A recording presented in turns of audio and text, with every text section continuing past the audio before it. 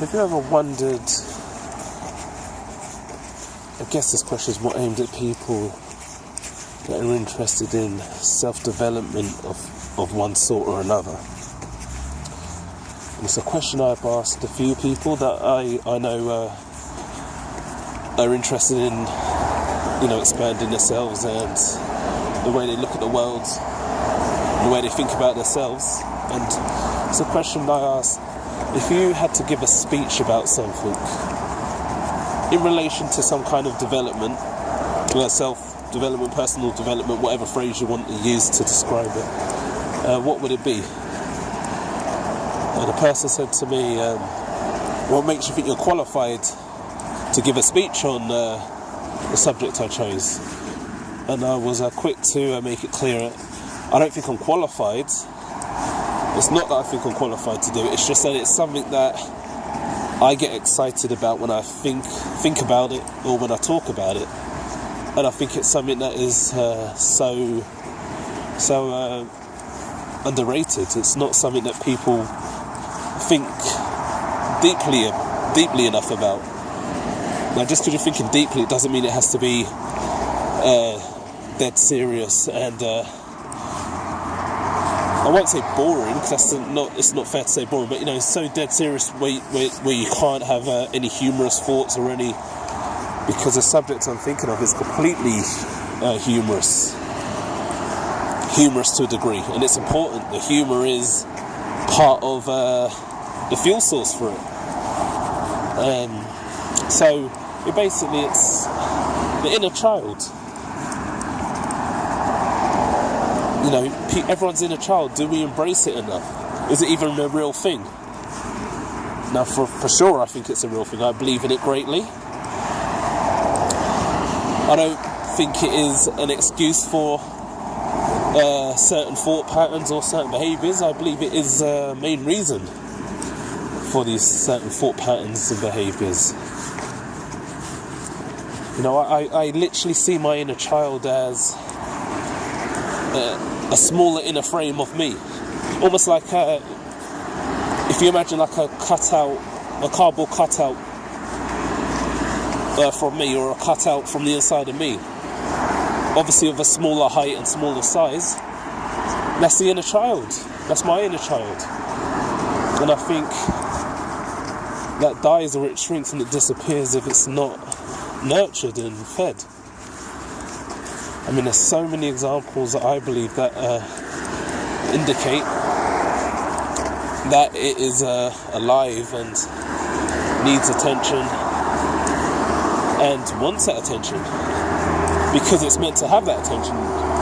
Just because I'm at early adult stage, 33, just because I'm at that stage, it doesn't mean the kid dies, and it shouldn't die. The inner kid shouldn't die. Without the inner kid, I couldn't reach the stage I've reached with some sort of functionability or some kind of sanity. I'm a big believer that's the reason why we have celebrities and child stars. Like many other people will believe the same thing, and I've most likely learned a lot of the thought patterns from them, but I strongly agree with it. Where these child celebrities, they have breakdowns in the early teens or later on in life because they haven't been able to live through the childhood stage, the most important stage of their life, in a great enough way, in a fun enough way.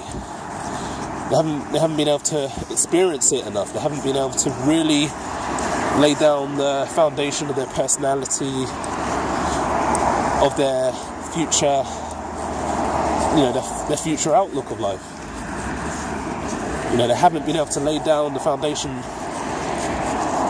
of the outlook that will set them for life. So, yes, our views can change and they develop and grow, but to a degree, we're always still going to have that same process. We're going to have seeds of that same process that we had from when we were children. Now, if that hasn't been given a chance to grow or develop to some kind of satisfactory rate, now I don't know what you would judge as a satisfactory rate, but if it hasn't been able to, say for example, you've grown up in too much of a hostile childhood, or you've been forced to take on responsibilities at such a young age. Maybe it's been looking after an older or a sick relative, or maybe just your brothers, your younger brothers, sisters, why your parents have had to work. You haven't been able to grow. You haven't been able to embrace that child in you that has to keep growing through all of your years until our time in this form as we know it comes to an end. Now, for like some short examples, I like to give of a child. I say examples of some sort of scenarios we can relate to, I guess, is let me go quickly with it so I don't drag on too much. Like, for example, everyone does it. We probably do it about 20 times a day, or however much, or even more. You might think of something funny in your head, but you won't laugh at it. Who wants to laugh at it? The inner kid wants to laugh. Who won't let the inner kid laugh at it? Won't let that laughter out, that excitement out, that energy out? The adult that we've been conditioned and told we're meant to be. Why? Because it's wrong. Because society or our parents or whoever told us we're not meant to laugh at that kind of thing. So we don't. But inside we're laughing. Another quick example. Have you ever walked past maybe a drink that is on a ledge? For no reason. You just want to knock it over. You want to push it over. You want to flick it over. You might even raise your hand to attempt to do it. You might raise your hand just about to do it and think, no, I can't. No, rightly so you can't, because there are consequences for just that reckless, childish behaviour. Isn't that a hint within itself? Isn't it funny how it's childish behaviour? Who from, the outer adult or the inner child? But we can't do it. We're not allowed to do it. We will get told off so we don't knock that can over. Or someone might trip over in the street. We're not laughing because they've hurt themselves. We're not laughing, if you're laughing because they've hurt themselves, then there is another issue that possibly needs to be addressed in a different way, in a different form.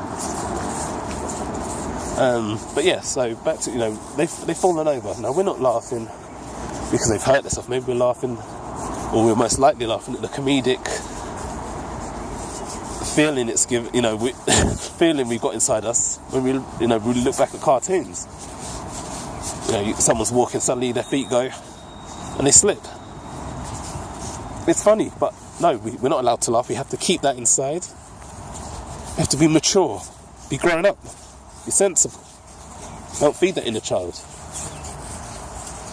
Again, I can understand why you're not meant to, or why they say you're not meant to, but we're still fighting against what is probably in about 90 or 95 or 96 or even 100% of us.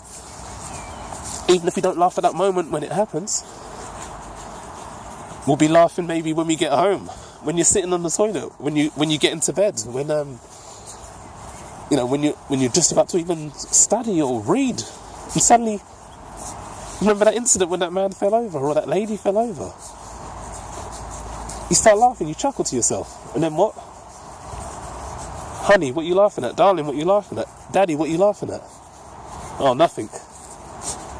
Why nothing? Oh, because I'm not meant to laugh at them sort of things.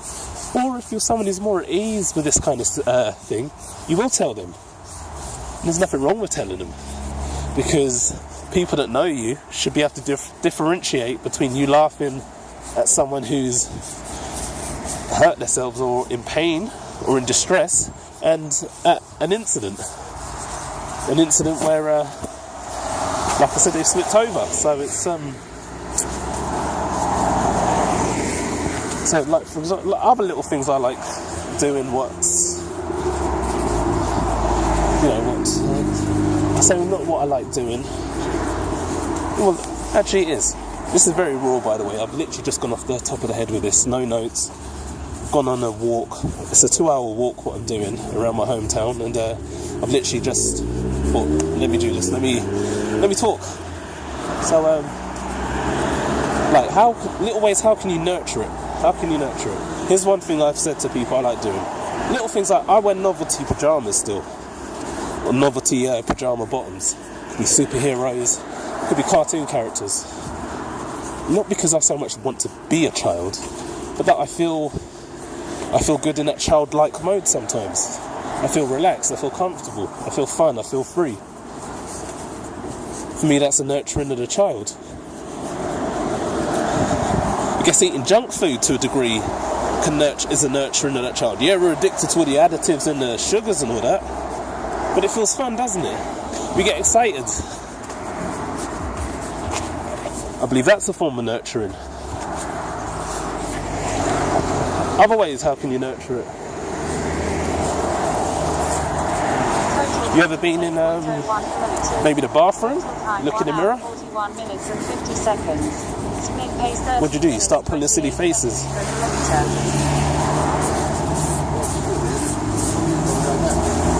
You stare into the mirror and you start pulling silly faces. Why?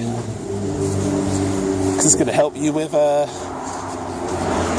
your day-to-day objectives. Maybe it will. It very possibly will. Because that inner child's getting fed. That inner child's knocking on the door saying, hello, I'm here. Entertain me. At least if you're not going to do it when everyone else is there, do it when no one else is here. You know, do it when you're by yourself here in the bathroom. And you do. And guess what adds to that excitement of the inner child? You might even get caught being silly. You look around, you make sure no one's looking through the window or looking through the door, and the door's locked. You might even peep outside the door to make sure no one's in the corridor, and then you'll be really stupid. The excitement of being caught being silly, the fun of feeding that inner kid, it feels great.